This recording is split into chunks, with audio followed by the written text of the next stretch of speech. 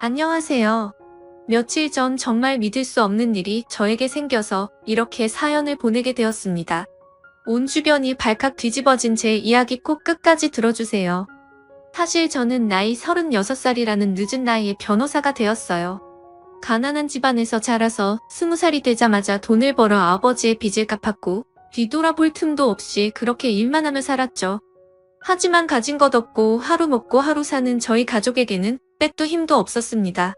하청업체에서 일했던 아버지가 산업재해로 큰 사고를 당했지만 상대 쪽의 변호사와 법적 인맥으로 제대로 된 보상 하나 받지 못한 채 억울하게 아버지는 생을 마감하셨습니다. 너무나 답답하고 화가 나서 잠을 이룰 수 없는 밤이 계속되었고 저에게 남은 희망이라고는 제 몸뚱이뿐이었습니다. 어쨌든 여기서 주저앉을 수는 없었고 어떻게든 살아서 그놈들이 다시는 우리 집안 무시하지 못하게 일어나야 했어요. 하지만 제가 해봤자 뭘 더 해보겠습니까? 모졸 출신의 막노동 일을 하고 아무것도 없는 제가 세상에 소리쳐봤자 나아지는 것은 하나도 없었어요. 어느 날 일을 하고 있던 도중 막노동 반장님이 제게 묻더라고요. 자네는 나이도 어린데 공부도 해볼 생각 없는가? 돈은 나중에도 벌면 되지만 공부라는 게 때가 있어서 때를 놓치면 무진장 고생하는 거야. 기회 있을 때 공부는 빚을 내서라도 해보게. 내가 자네 나이로 돌아간다면 반드시 공부를 할 거야. 생각해봐. 여기서 달에 300만 원 받아봤자 1년이면 3,600만 원인데 40살, 50살 처자식이 생겨도 이렇게 번다고 생각하면 막막하잖아. 그러니까 내 말 잘 새겨들어. 저는 반장님의 조언에 머리를 한 대 맞은 듯한 충격이 왔습니다. 반장님의 그 한마디는 제 인생을 바꿔놓기 충분했어요. 아버지가 사망함으로써 제가 갚아야 할 빚은 그래도 어느 정도 사라진 상태였고 젊음이 있었기에 모든 걸 던지고 공부를 시작했습니다. 고작 고등학교 졸업한 제가 일단 처음으로 해야 할 것은 대학을 나와야 하는 것이었어요. 수능을 다시 보아 대학을 간다는 것은 자신이 없었고 저는 학점은행자를 통해 학점을 딴 후 방통대에 들어가게 되었습니다. 그곳에서 학사학위를 받았어요. 우연한 계기로 행정법과 정부의 행정이라는 강의를 수강했는데 그때부터 사회에 대한 관심이 생겼던 것 같아요. 모르면 당하는 게 오늘의 사회구나. 그래, 공부하고 법을 알아서 내 자신을 보호할 수 있어야겠다고 생각한 저는 4년제에 들어가서 공부하고 싶은 욕심이 생겼고 편입이라는 제도를 알아보게 되었습니다. 법학과에 입학하겠다는 그 신념 하나로 1년 동안 고시원에 틀어박혀 공부만 했어요. 하도 앉아있어서 허리 통증은 말로 할 것도 없었고 정말 끊임없는 자기와의 싸움에서 저는 점점 지쳐갔습니다. 난생 처음 배워보는 영어에 애를 많이 썼죠. 그래도 1년간 14시간씩 밥 먹을 시간 빼고 공부만 하니까 멍청한 저도 되긴 되더라고요. 합격을 했습니다. 법학과에 당당하게 들어갔고 그렇게 저는 정말 하루하루를 최선을 다해 살았어요. 뒤늦게 시작한 대학 생활이었지만 너무 행복했고 정말 벅찼습니다. 이제야 인생다운 인생을 사는 듯한 기분이 들었어요. 매일 앞자리에서 수업을 듣고 제가 만점을 받는 바람에 교수님이 제게 관심을 주고 애정받는 학생이 되었습니다. 그렇게 모범생으로 살았고 졸업할 때가 되니 교수님께서 제게 권유를 하더라고요. 변호사 해보는 게 어떻겠냐고 하면서요. 저는 처음에 망설였습니다. 로스쿨 제도에 내가 잘 적응할 수 있을까? 게다가 나는 도와줄 부모님도 안 계시는데?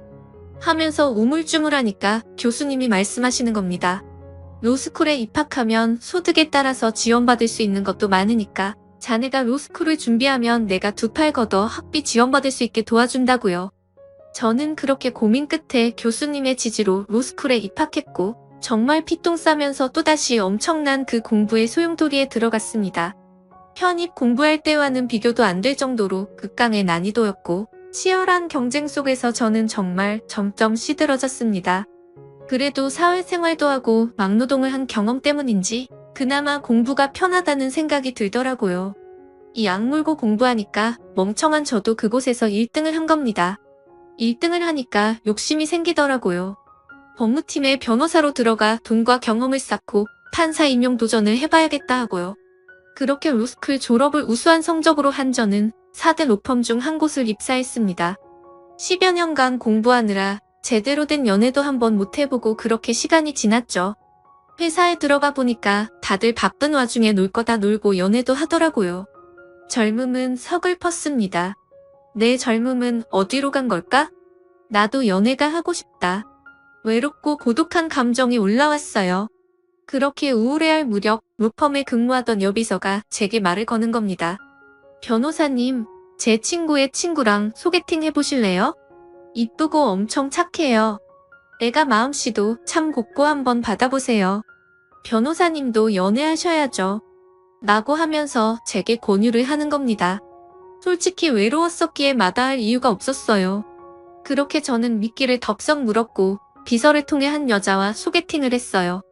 그 여자는 학교를 졸업 후 개인 사업을 준비하는 사람이라고 하더라고요. 처음 만남부터 그녀는 제 마음에 쏙 들었습니다. 너무나 아름다웠고 말 한마디 한마디가 제 마음을 살살 녹였어요. 제가 그동안 외로운 탓도 있었지만 그래도 오랜만에 소개팅에 마음이 잔뜩 들떠 있었죠. 그렇게 저는 적극적인 대시로 그녀와 사귀게 되었습니다. 저는 나이도 있었고 얼른 가정을 꾸려서 외로움을 극복하고 싶었기 때문에 그녀에게 청혼을 했어요. 그런데 청혼과 동시에 그녀에게 아이가 생겼다는 것을 알게 되었고 저는 깜짝 놀랐습니다. 행복했어요. 사실 피임을 했는데도 갑작스러운 임신에 당황했지만 그래도 나이가 있었고 혼전 임신은 어떻게 보면 선물과도 같은 것이었기에 그녀와의 결혼을 바쁘게 준비했습니다. 저는 아이를 보러 가기 위해 그녀와 손을 잡고 동네에 있는 산부인과에 갔어요. 그녀는 태동이 느껴진다고 하며 웃었고 산부인과에서 선생님은 아이가 잘 크고 있다면서 말씀해 주셨어요. 그렇게 혼전 임신한 아내와 행복한 나날들을 보내고 있을 무렵 저는 믿지 못할 이야기를 듣게 되었습니다. 아내와 카페에서 만나 데이트를 하려고 약속을 잡았어요. 저는 원래 약속 시간보다 1시간 일찍 장소에 도착해서 훑어보는 버릇이 있었기에 그날도 그렇게 약속 장소에 일찍 도착해 그녀를 기다리고 있었어요. 그런데 이상하게 뒤통수에서 그녀의 목소리가 들리는 겁니다. 슬쩍 눈을 돌려봤더니 그녀가 전화를 하고 있더라고요. 저는 그녀가 안 보이는 칸막이 자리로 몸을 옮겨 그녀의 이야기를 들었습니다. 그러니까 이번에 변호사 속였잖아. 나는 그냥 사업 준비한다고 했지. 어차피 그 남자 고아야. 아버지 어머니 다 돌아가시고 그냥 개천에서 용난 케이스라서 딱 좋아. 외롭고 고독한 전문직 남자 잘만 구슬리면 되는 거야. 임신한 것도 알아. 피임했으니까 당연히 그 남자 아이는 아니고 손님 알겠지. 뭐 잘됐지. 혼자 임신했으니까 바로 결혼할 수 있고. 너도 빨리 청담동 아줌마 그 사람 잘 잡아봐. 그래. 나도 잘 되면 다시 연락할게. 라고 하는 겁니다. 그 이야기를 듣는 순간 머리에 소용돌이가 치는 듯했고 순간 온몸이 굳는 듯한 증상이 나타났어요. 그 와중에도 형사 전문 변호사인 저는 습관적으로 바로 녹음기를 켰고 그 증거들을 전부 녹음했습니다. 일종의 직업병이었던 거였죠. 저는 놀란 마음을 감추지 못한 채 손을 부들부들 떨리는 것을 허벅지 사이에 넣고 곰곰이 생각했습니다. 이 사건을 어떻게 해야 할지요. 하지만 고민해봤자 답은 하나였어요. 지금 이렇게 결혼해도 신뢰가 깨진 상황이라 도저히 관계를 지속할 수 없었습니다. 일방적인 이별을 통보하기에는 이미 결혼을 기약하고 같이 병원도 갔기 때문에 저는 선택했어요. 화내지 말고 차분하게 이 모든 것을 이야기하고 깔끔하게 끝내자고요. 그렇게 저는 떨리는 손을 감춘 채 그녀 옆에 성큼성큼 걸어갔습니다. 그리고는 말했어요. 저기요 라고 하자 그녀는 뒤를 돌아보며 깜짝 놀라더라고요. 여보 왜 이렇게 빨리 왔어? 아유 깜짝이야 라고 하면서 애교를 부리더라고요. 그 모습을 본 순간 구역질이 났지만 저는 침착하게 그녀에게 말했습니다. 나한테 여보라고 부르지 마. 나 당신 과거 다 알아. 지금 당신 뱃속에 있는 아이 내 아이 아니고 당신이 몸골리며 돈 벌었던 손님들 중에 아이잖아. 배가 불러도 너무 불렀다. 형사사건 전문 변호사인 나를 상대로 지금 이런 파렴치한 일을 벌인 거야? 거짓은 결국 거짓일 뿐이야. 절대로 진실이 될 수 없어. 알겠어? 결혼. 없던 일로 하자. 솔직히 마음 같아서는 당신한테 정신적 피해보상 민사소송으로 싹 다 걸고 싶은데 이 정도로만 할게. 라고 하면서 그녀에게 말했고 그녀는 저의 싸늘한 태도에 찍소리 한 번 못 내고 고개를 숙인 채 눈물만 흘리더라고요. 그래도 한때 결혼까지 생각했던 그녀인데 이렇게 관계를 정리하는 게 저도 참 힘들었습니다. 아, 내가 너무 순수했구나. 누군가에게는 내 과거가 돈줄이 될 수도 있구나 생각했고, 그 일 이후로 저는 절대 소개팅을 받지 않았습니다. 모든 여자를 경계하게 되었고, 없어도 될 트라우마가 생겼어요. 몇 년간 거의 일만 하고 정말 독보다이 하자는 마음으로 살았던 것 같아요. 모두에게 친절했던 제가 저의 직업과 재력을 알고 다가온 상대방에게는 날카로운 발톱을 숨기며 내밀 준비를 하고 있었죠. 모든 게 가식 같았습니다. 그렇게 살다 보니 큰일은 안 생겼지만 마음에 여유가 없었어요. 그런 저를 주변에서 지켜보는 사람들은 안타깝다고 저와 비슷한 사람들을 소개팅 해주려고 했지만 그것도 싫더라고요. 그냥 내가 변호사인 거 알면 다 돈 보고 접근하고 나라는 사람 자체를 보지 않을 것 같아 거부감이 들었습니다. 그러던 도중에 제게 조금 신기한 일이 생겼어요. 하루는 집에서 가만히 있는 게 너무 지루해서 카페에 가서 천천히 책을 읽고 있었습니다. 고개를 돌려 앞을 본 순간 한 여자와 눈이 마주쳤어요. 아름답고 긴 생머리를 길게 늘어뜨린 그녀의 눈을 본 순간 마음이 쿵했지만 이내 다시 시선을 거두고 책을 보았습니다. 그런데 그 다음날 카페에 갔을 때도 그녀가 있는 거예요. 뭐지 생각했지만 우연이겠지 하고 넘기고 다음 주 주말에 다시 커피를 마시러 카페에 갔습니다. 아니 그런데 그녀를 또 마주친 거예요. 그 순간처럼 놓치면 안 되겠다, 번호라도 달라고 해야겠다. 이렇게 만나면 내 직업도 모르고 아무것도 모르는 상태에서 사람만 볼 수 있으니까 하면서 용기를 내려던 찰나 갑자기 그녀가 제게 성큼성큼 다가와서 쪽지를 건네는 겁니다. 마음에 든다고요. 사실 전부터 봤다고 번호를 줄 수 있냐고 하면서요. 저는 터질 듯한 가슴을 부여잡고 애써 침착함을 유지한 채 그녀에게 제 번호를 주었고 저희는 그렇기에 영화 같은 만남을 시작했어요. 그녀는 선생님이었어요. 저는 제 직업을 숨기고 그냥 법인에서 근무하고 있는 사람이라고 말했죠. 그렇게 한 6개월 정도 진지한 만남을 가졌고 하루하루 다시 연애 세포가 살아나는 듯 했어요. 여자에게 크게 당해서 정말 평생 독보다이로 살 것 같던 제게 사랑이 시작된 게 신기했고 정말 이 여자는 믿어도 되겠다 싶어서 얼른 결혼을 하고 싶었습니다. 그런데 그때 그녀가 제게 조심스럽게 말을 건네는 겁니다. 혹시나 해서 임신 테스트기를 해봤는데 2줄이 나왔다고 하더군요. 저는 너무나 깜짝 놀람과 동시에 기뻤어요. 이제는 정말 내 아이구나 싶었고 저는 그 여자와 손을 잡고 집 근처 동네에 있던 산부인과에 갔습니다. 전 아내, 아니 파혼한 아내와 함께 갔던 곳이었죠. 제가 그곳에서 자궁경부암 주사도 맞고 그래도 몇 번 간 적이 있어서 의사 선생님과 안면이 있었거든요. 그래서 현재 아내 될 사람과 함께 그곳에 가서 초음파를 검사하고 이것저것을 했습니다. 아내가 작은 방에 들어가서 세부 검사를 하고 있을 때 선생님께서 제게 슬쩍 물어보더라고요. 그 전에 오신 분은 어떻게 된 거냐고요. 저는 짧고 굵게 설명드렸습니다. 직업 여성이었고 손님의 아이를 내 아이로 속여서 나랑 결혼하려고 해서 파혼했다고요. 의사 선생님은 힘내라고 그래도 다행히 좋은 분 만나셔서 다행이라고 하셨어요. 그렇게 저희는 바쁘게 결혼 준비를 하고 있었습니다. 체력을 단련하기 위해 복싱장을 등록을 했는데 그곳에 의사 선생님도 다니시는 겁니다. 깜짝 놀랐고 결혼과 아이에 관련해서 몇 번 말을 나누다 보니 부쩍 친해졌고 나중에는 연락처도 교환해서 따로 같이 만나 운동을 하러 갈 정도로 친해졌습니다. 아내 될 사람의 산부인과 전담이와 친해졌다는 게 여간 든든한 일이 아니었죠.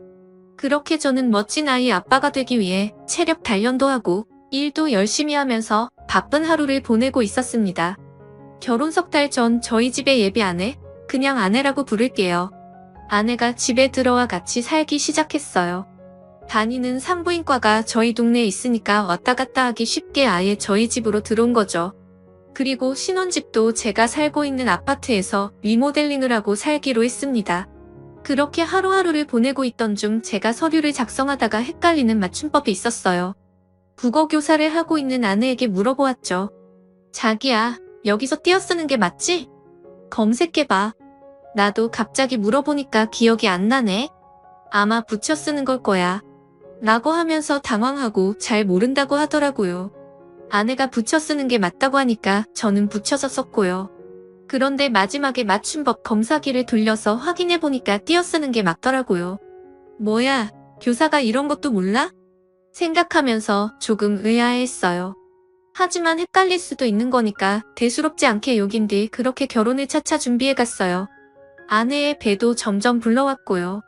그렇게 대망의 결혼식 날이 왔고 저는 부모님이 안 계셨기에 홀로 샵에서 새벽부터 메이크업을 받았어요. 신랑과 아내 집안이 같은 샵에서 받으면 이혼한다는 소리가 있다고 하길래 저 혼자 쓸쓸하게 메이크업을 받으러 갔죠. 아무래도 여자들은 준비하고 드레스 입는데 시간이 오래 걸리니까 저 먼저 식장에 도착해서 이것저것들을 확인하고 있었습니다. 제가 근무하고 있는 법무팀 사람들이 다 웃기로 했기에 더욱더 긴장이 되었어요. 뭐 잘못된 것은 없나 살펴보고 있었습니다. 발걸음을 일찍 하신 하객분들께서 1명, 2명씩 들어오셨고 저는 그분들에게 인사를 하며 손님을 맞이하고 있었습니다. 워낙 일찍 도착해서 미리 준비하는 게 습관이라 결혼식에서도 그런 제 태도가 드러난 거죠. 이렇게 미리 도착해 긴장을 달래고 있을 무렵 굉장히 양아치 같은 사람들이 식장으로 들어오는 겁니다. 제 하객은 아니었고 아내 쪽 손님이었던 것 같아요. 어디 강남 바닥에서 놀 것 같은 검은색 가죽 자켓에 스모키, 화장을 진하게 한 여자들과 소매와 목 사이로 보이는 문신들이 있는 덩치가 산만한 남자 3명이었어요. 저는 다른 하객들을 맞이하는데 그 무리가 저를 보면서 막 웃고 자기들끼리 무슨 이야기를 하더라고요. 그때 아내가 도착했고 아내는 그들을 보면서 깜짝 놀라더라고요. 야, 내가 오지 말라고 했잖아. 아, 진짜 너네들 때문에 미치겠다. 야, 왜 우리가 빠지면 섭하지? 우리가 밑바닥에서 같이 보낸 세월이 얼마인데.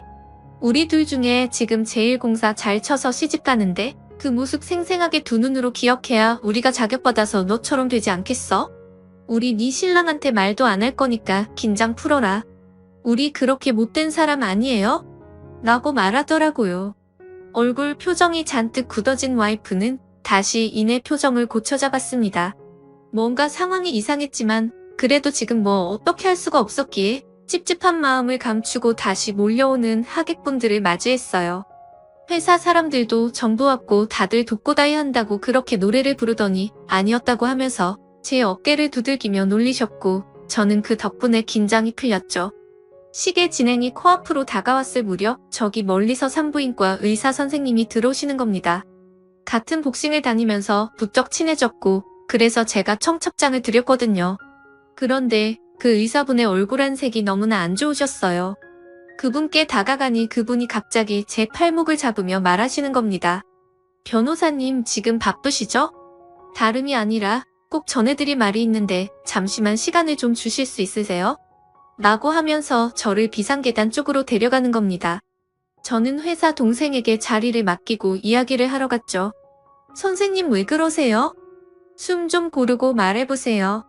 라고 하니 그 의사분이 믿지 못할 이야기를 꺼내는 겁니다. 아니 변호사님 전 아내분.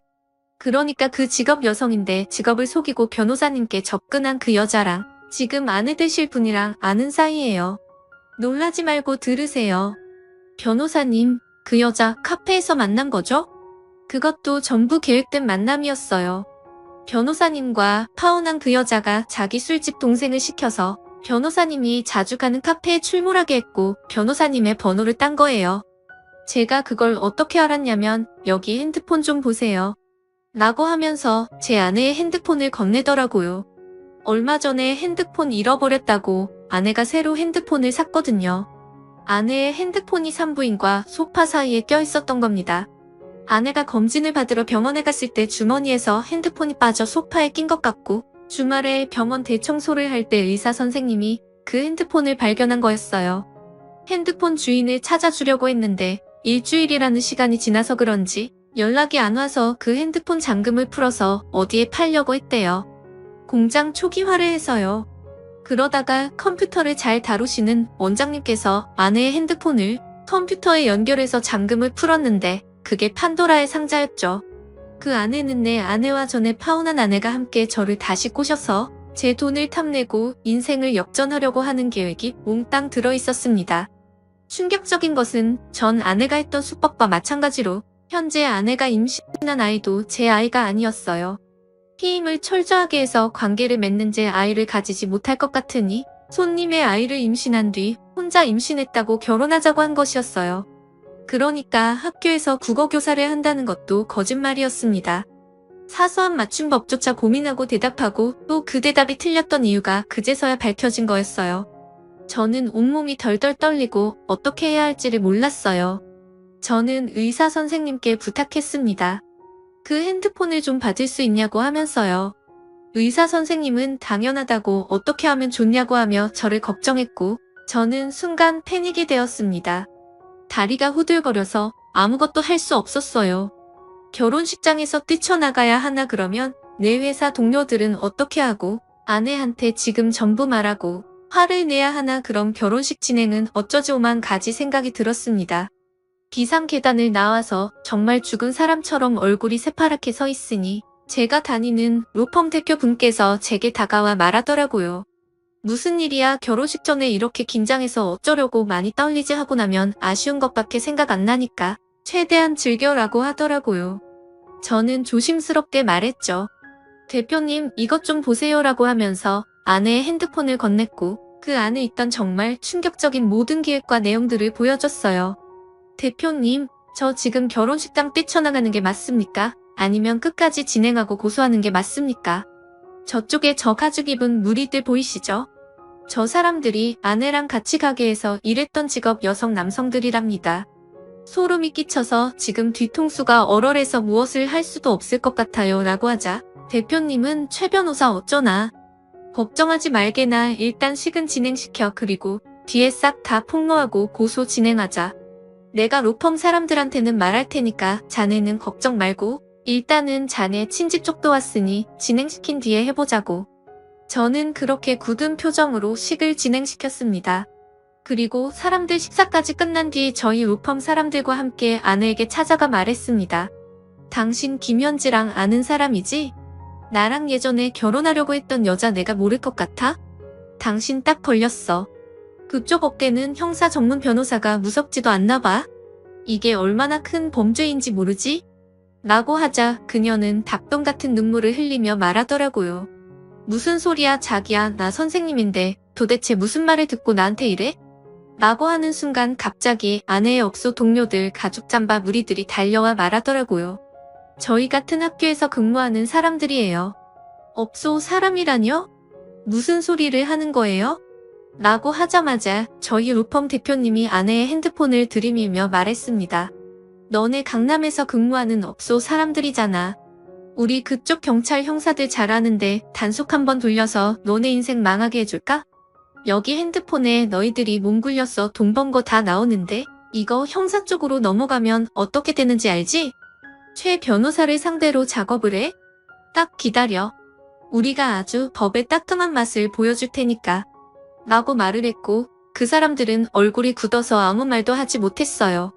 결국 제가 속한 변호사 회사 사람들의 총력을 기울여 그 여자에게 형사, 민사 소송 그리고 각종 소송들로 그녀에게 복수를 했고 아내와 함께 근무한 그 사람들도 관련법 위반 혐의로 경찰에 증거를 남겨 그놈들 전부 재판장에 서게 되었어요.